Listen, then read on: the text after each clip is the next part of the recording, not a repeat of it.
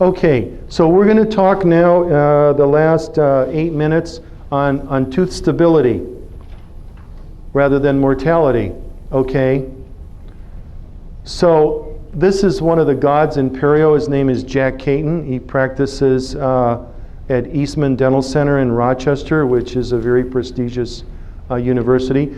Prognosis outcome should be determined by perio stability. Now I put this paper, I put the front of the paper on here because it's a commentary. He didn't do research. This is his opinion. But a lot of people believe in him and believe his opinion. The outcome should be based on the probability of obtaining stability of the periodontal supporting apparatus. Now, you know, with Anne, do you think I would have held on to those teeth, number one, if she didn't have a real interest in it? Or if I brought her through scaling and root planing and I didn't see resolution of the inflammation? No, I would have changed direction. I would have done something different. Okay. Okay, important concepts. The periodontal status is variable and should be continually evaluated. I think one of the pet peeves that periodontists have with restorative dentists is when the restorative dentist or the hygienist brings the patient through scaling and root planing, they don't see him back in 30 to 45 days for a reevaluation. They put him on a maintenance. Now, you don't know if that maintenance is to maintain health, maintain some health and some disease, or maintain disease. So if there's any take-home, please, after you do scaling and root planing, bring the patient back 30 to 45 days later. I mean, there's an abundance of literature out there. The seminal work was done by a woman named Edith Morrison at the University of Michigan, and she showed that that's the optimal time to bring him back. And then you reassess, because the disease may have changed and then the prognosis needs to be reassigned. Okay? And short-term and long-term are arbitrary. Now, who says that 5 years is a tooth you should make a prognosis for 5 years? Maybe you make it for 1 year or 3 years or 10 years or whatever. It's arbitrary. It's up to it's the patient's situation. Okay, individual teeth versus the overall dentition. You need to make a tooth-by-tooth prognosis, and you need to make a patient prognosis. And the patient needs to buy in. Okay? Now, thank God I'm at the point of my career that if the patient doesn't buy in, I'm not buying in. Okay? We got like a happy place in Upland. And you know, those patients are very happy patients. And they've bought in. But it's taken time. It's taken time. You know, we're not in the tooth-saving business. We're in the relationship business. That's what it is. And in the trust business. We're developing a relationship one patient at a time and then developing trust in them. Now, they're not going to buy from you if they don't feel the trust. You understand that. Okay, define prognosis in terms of the stability of the periodontium. Chronic perio is often episodic, you know that. Patients are not equally at risk. And tooth surfaces are variably affected. Like I said in the beginning, you have to assign the prognosis based on the deepest pocket. So, you know, the mesial of that first premolar has a poor prognosis, whereas the buccal, the palatal, and the distal has a good prognosis, but you have to assign the prognosis that is the most conducive for the situation. Okay, 2 levels of prognosis overall, like I said, and that simplifies the communication with the dentist. So the periodontist needs to send a report to the dentist saying, okay, here's what the prognosis are individually and here's what they are overall. So this is pretty cool. He came up with a favorable prognosis, a questionable prognosis, and an unfavorable prognosis. Let's look at the unfavorable. Is influenced by local and or systemic factors that cannot be controlled. That's okay. may not be able to control them, but do your best with what you have at your own disposal. And then maybe the risk is going to change. Maybe the diabetes is going to become stable. Maybe the patient is going to go with a smoking cessation program, and maybe they'll wear you their bite guard. Okay, so it's all this. The whole theme is about, can you get the case stable? And that's really the theme of the lecture. Now, there's so many general factors that affect prognosis. You know, you can certainly read this on your own. Stress, alcohol, nutrition, diabetes, medications. And then there's the local factors, and we already covered that. The deepest probing, the furcations, cervical enamel projections, grooves, crowding, root proximity, open contacts. And you know, some of those things you can change, like open contacts. You tell your restorative dentist, you know, if you're a hygienist, if he or she didn't notice that, I see an open contact between 29 and 30. Could you put a restoration in there to close the contact? You'd be surprised how the perio tends to clear up. You know, and there's certainly references in the literature. Hancock and O'Leary are the authors that did most of that work. Okay, now mobility. This is big in my mind, and this should be in your mind. I think when you do a perio exam, just try this for me. You know, just go, oh, I'll do this for Dr. Kepic because I promised. Check mobility first using a Miller scale. You know, 0 to 3, as best you can. Okay, just. If you don't know the Miller scale, then just make your own scale. Loose or not loose, you know? So it's all right. Nobody's going to check up on you, you know? But you understand. Okay, trauma from occlusion. I mean, in today's world, I think that is a really big problem. The problem is insurance companies don't pay for that sort of treatment. So the treatment usually isn't rendered, okay? And then you combine the trauma from occlusion with inflammation, you get increased bone loss. Okay, here's new and useful prognosis studies as the wrap up to this. Okay, see, I'm giving you a new toolkit now. On the way out, you're gonna get a gift card for Lowe's. You go over there, you know, and pick it up. A scoring system for risk to determine perio prognosis. We're going to show you that. How often should a person come in for teeth cleaning? Are some patients coming in needlessly? Do they really need to come in twice a year? That's going to be a shocking study to show you. I don't know if you've read that article. What's the association of interleukin-1 beta with moderate to severe periodontitis? That's where we're going, folks. We're going. Perio's going to be going toward genetics. It's already there. You're just not using it yet. Okay. This fellow is just a great human being. A very dear friend of mine, P.D. Miller, from Memphis, Tennessee. Every time he sees me, he says, "Tom, how far along are you on your spiritual journey?" I look at him and I say, "P.D., not any further than the last time we spoke, but that's okay." This came out in February of 2014. He came up with a system where he looked at 102 patients and a lot of teeth, and he looked at the molars, just looked at the molars, and these patients were in his practice an average of 24 years. And he had a scoring system. He looked at age, probing, mobility, smoking, and molar type. He didn't look at diabetes because of these two people. Of these 102 patients, there's only 2 people that had diabetes, which was kind of weird, but that's just the way the study fell out. Okay, and using his system, this is really cool. If you have like a deeper pocket and a furcation and mobility, then you get a higher score. But over the period of years, if you have a low score, you can tell your patient there's a 96 to 99% chance of saving that tooth for a long period of time. And then if you have all these things going on, you have at least a 67 to 86% chance. Let me just back up for a second. I mean, it's pretty simple. You can read the article. If you want the article, I can send it to you. It only costs you $100.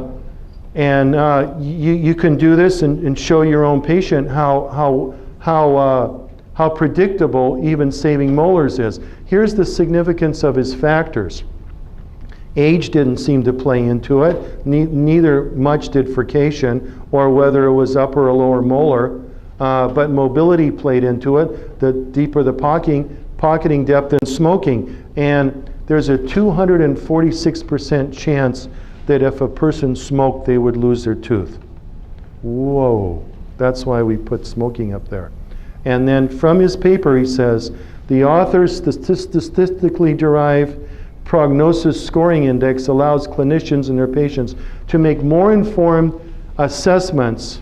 This should substantially improve treatment planning decisions and increase the number of patients accepting periodontal treatment. You could show them the article. I have the article right there. Look at this. I can do this. He did that. You know, we can do this. Okay, couple more here, and I'm going to put a wrap on this. This paper is going to win the award in San Francisco in September from the American Academy of Periodontology. They give like a gold award for the best paper. And I don't know the middle authors, but I know who the first and the last authors are, and these guys are brilliant people, Bill Gianobili and Ken Corman. To examine the association between the frequency of preventive visits and tooth extractions in adults at low risk and high risk for perio disease. Now, they didn't actually examine these people. What they did is they looked at the records of Delta Dental of Michigan. It was a retrospective study on a whole bunch of people here. And they wanted to see if a person went 1 or 2 times a year over a long period of years, how many teeth were lost. Now, there's a lot of reasons why teeth are lost, not just perio. Cracks, endo, this, that, everything. But they come up with some conclusions. Okay, a low-risk patient didn't smoke, didn't have diabetes, and did not have interleukin 1 genotype. Okay, we could talk all day about genetics here, but that's not the scope of my. You can check there's like 19 really good studies. There's meta-analysis studies on this gene, interleukin 1, that if a person tests positive for it, they are at higher risk of developing advanced periodontitis. And there's a test that you can do on your patients, and I'll show you where you can get that if you so choose to do that test. And so the genetic susceptibility is believed to be as equally important in perio problems as smoking and diabetes. Okay, what they found looking at their research is there was no noticeable difference between 1 or 2 visits a year if a person didn't have risk factors. Okay, I'm not telling you, have the patients on a yearly recall, but it's interesting what this paper found.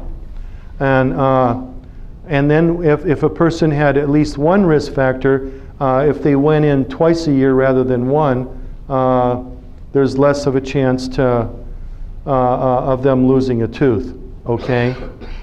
So the conclusion was that it's a personalized medicine approach combining with gene biomarkers with conventional risk factors to stratify the population may be useful in allocation of preventive dentistry.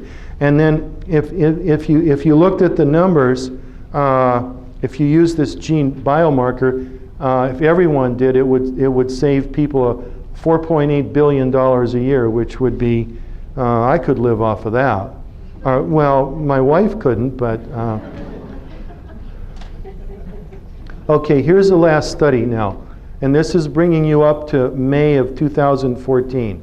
Okay, This was in the Journal of Periodontal Research, and I think this is a very important study. The association of interleukin-1 gene variation with moderate to severe perio in multiple ethnicities. The point of that is, as we know, we live in Southern California, you know, there's a whole host of multiple ethnicities here. So this particular test would, if a person tests positive for interleukin-1 beta, that it would show that there was a high association with someone possessing this gene and the association of moderate to severe periodontitis. So the question is, well, if you so choose to use this, when would you use it? Well, you could use it all the time, sometimes, or rarely. You know, I mean, if a new patient comes in and they already have moderate to advanced periodontitis, I mean, do you need to figure out if they have more than that? Well, you could still use it to see how aggressive do you have to treat this patient.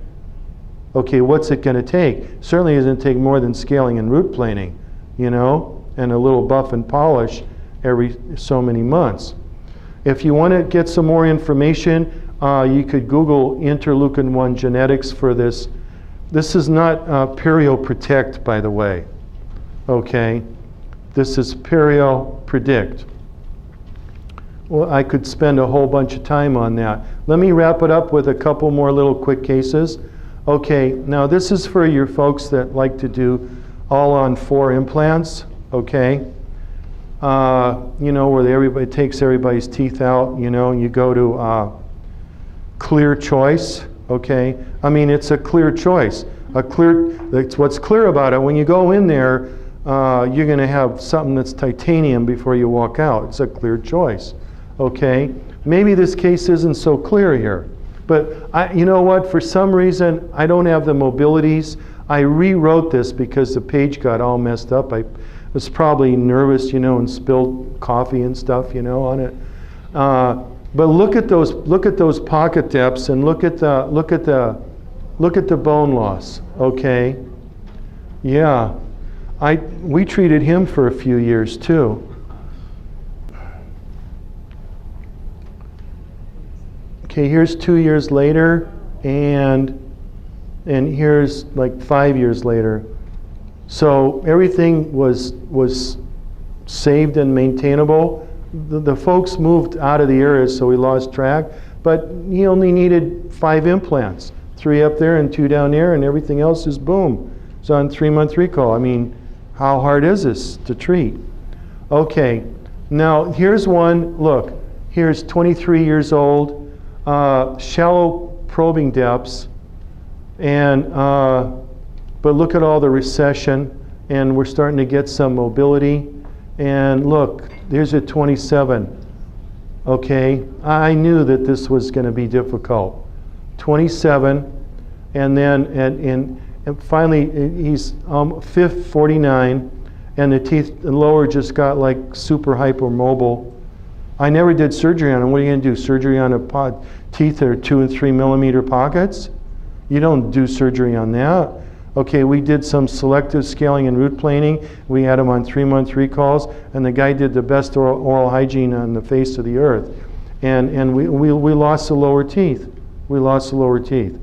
Okay. I think in 37 years, I had 2 patients that lost all their teeth. That's right before they had massive heart attacks and died.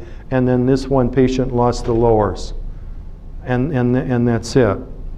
Okay, you know, we have people that moved away. Okay, last quick, 85. He started at 28. But look at the very poor prognosis on all of this stuff here, very deep pockets. It's very hard to see here, but look at number 14, 28 years old. You take that tooth out or what? You got to do sinus lift, da-da-da-da-da. You know, if you're slow, I guess you take it out. Site development, implant, you had a great day. But that's in 1985. Okay, here he is in 2013. We lost 2 teeth on the upper right. And then here's the radiographs. These are current. And we got 2 implants on the upper left. And look, we didn't lose anything. And He still has quite a bit of mobility on the lower right, but he won't give up that tooth. And then here's another one, 98. He's a kind of a new patient. He's only been in the practice for 14 years. And deep pockets and a lot of bone loss. You can see on that lower molar and so forth. What's interesting here, look at number 14. It even had a 12 millimeter pocket on the mid palate. And the guy says, look, doc, please try to save these teeth, okay? Yeah, okay, fine, we'll see. How long? Okay. And that tooth ended up drifting, and we had to make it go back to put the, but look at this. He didn't lose any teeth, nothing. But what's interesting here, look, there's some 5s, couple 4s and 5s. So the disease is like never gone. So that's why you have to be vigilant. And then here's 13 radiographs, which kind of hard to see, but if you just count the number of teeth, and if I brought the chart, you could see it. Here's a young kid, only 19. This is the kind of patients we get now, 19 years old. Okay, and there's, I called a very poor prognosis on number 25. It has a recession of 6, and look at the pocketing on that, and look at how inflamed all this tissue is here. And so great kid, got the message right away. We went through scaling and root planing, okay, and then I did a soft tissue graft. So that's what's called a Miller class 3 recession. So quite often you don't get 100% root coverage, but you can see a little bit of bone loss there. And so here it is. After the graft, we still have a couple millimeters of recession. So we'll probably go back and graft. What's interesting here is this is disclosing solution on. So the kid's like 23 years old, comes in for teeth cleaning. Okay, let's just, you gonna disclose me, Dr. Kepic? Sure. Okay, let's check it out here. I guess I'm doing pretty good. I mean, your kid's doing great, huh? That's pretty good. Wouldn't you like to practice in that office? I would, it's fun. Okay. So you have more attached gingiva there, and then here's Anthony, you know, and look at how look at this. You got, you know, Mr. Corporate over here with who thinks he's really big deal, and you got Metal Militia over here, you know. Okay, the wrap on this: establishing an accurate prognosis is an integral part of the patient's perio treatment. Prognosis is dynamic. Here's your take home. Readdress at the end of each phase of active treatment, or at least 1 year if on supportive maintenance. Identify and understand all the classic findings, which we discussed. Identify and understand the big 3, the smoking, diabetes, and the interleukin-1. Some of the people in perio now, the real higher ups, are saying moderate to advanced perio may behave a lot different from mild perio. And this is my last sentence here. Base your prognosis on your ability to achieve stability. The new catchphrase in perio from me is the clinician's ability to manage the case. If you can manage it in your office based on all the stuff I said, that's great. If you can't, then maybe you need to send it along to somebody that has a little more experience and treatment options available. I really appreciate your time. It's just a real honor to be here to spend part of the morning. Thank you so much.